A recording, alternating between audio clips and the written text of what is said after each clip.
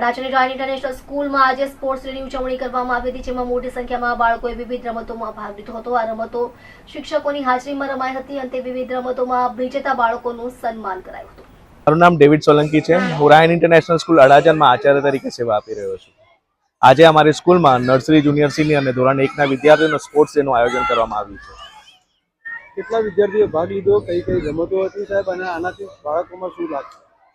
અમારા 600 બાળકોએ આ કાર્યક્રમમાં ભાગ લીધો છે.